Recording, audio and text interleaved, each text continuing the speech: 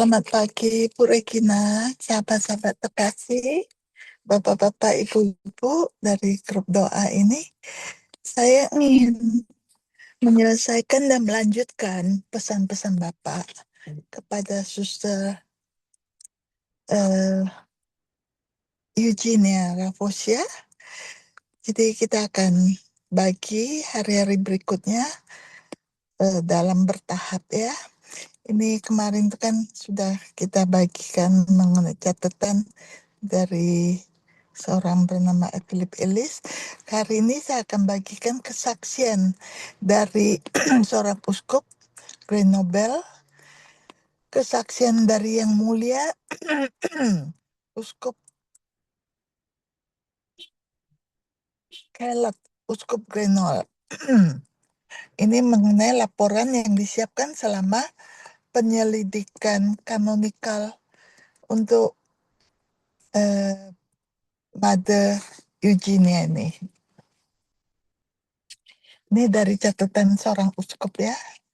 10 tahun telah berlalu sejak sebagai uskup Grenoble, saya memutuskan untuk membuka penyelidikan atas kasus Mother Eugenia.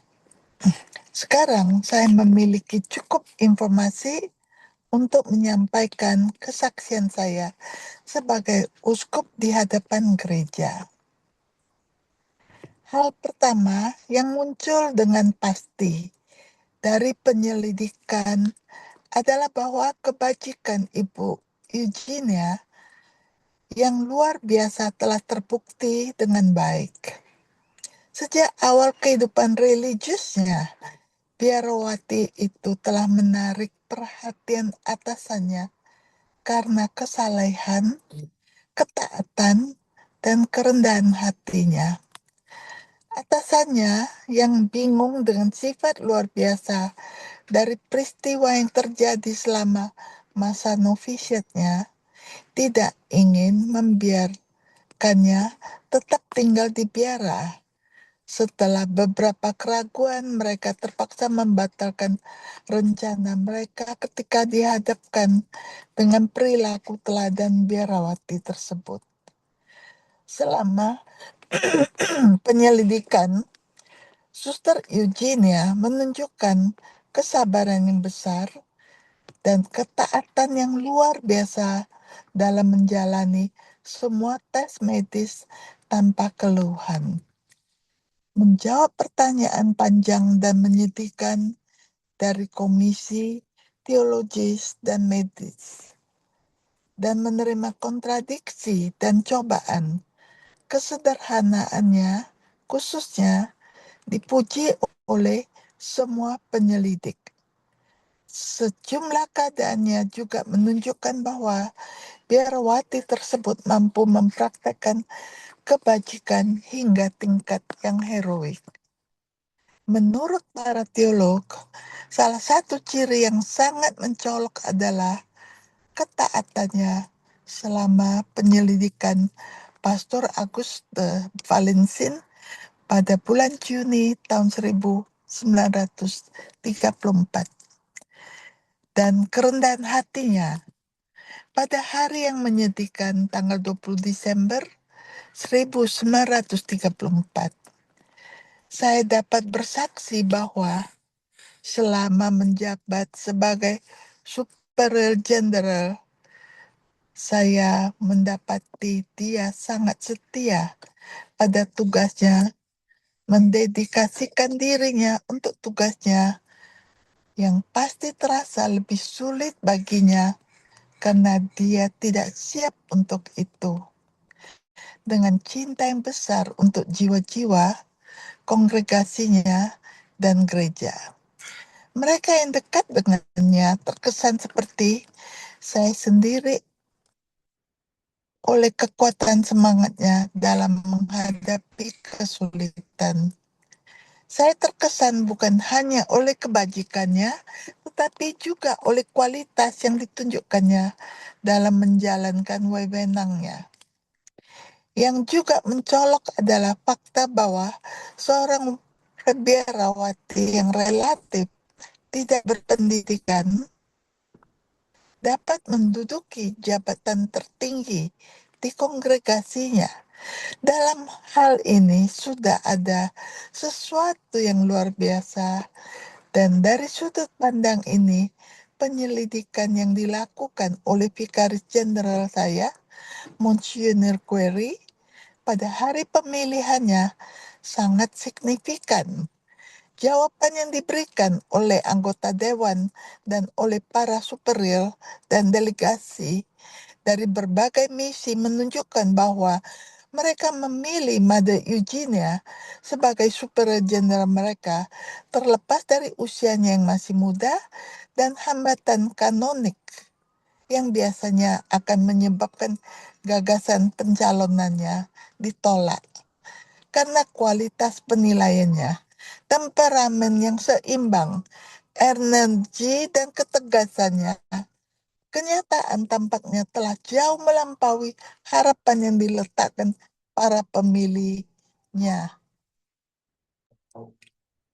Yang pertama saya perhatikan pada dirinya adalah kecerdasannya yang jernih, lincah, dan tajam.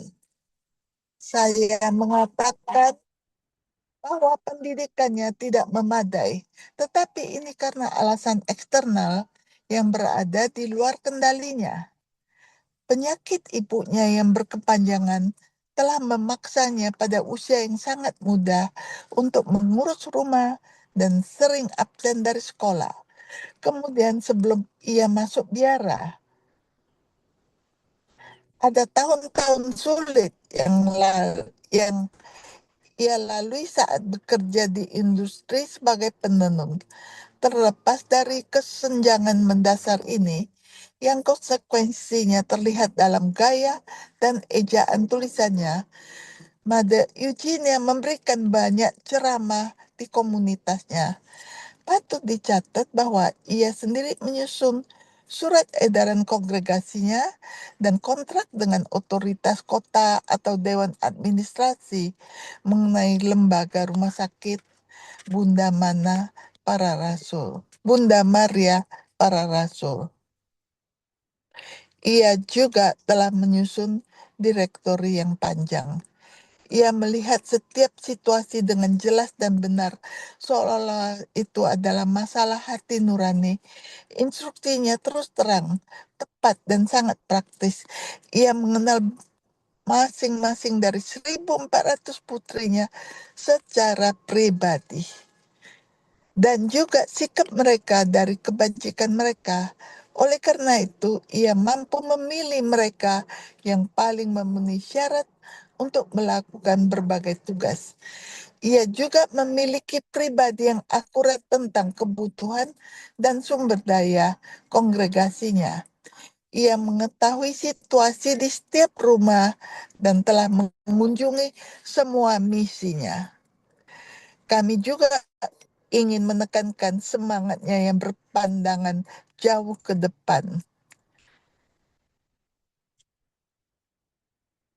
Ia telah mengambil semua langkah yang diperlukan agar setiap rumah sakit atau sekolah memiliki biarawati yang berkualitas dan segala kebutuhan mereka untuk hidup dan berkembang. Saya merasa sangat menarik untuk mencatat bahwa Mother Eugenia tampaknya memiliki semangat ketegasan, kesadaran akan realitas dan kemauan yang kreatif. Dalam 6 tahun, ia telah mendirikan 67 lembaga dan mampu memperkenalkan perbaikan yang sangat bermanfaat di kongregasinya. Jika saya menyoroti kualitas kecerdasan, penilaian, dan kemauannya, serta kemauan administrasinya, itu karena kualitas-kualitas tersebut.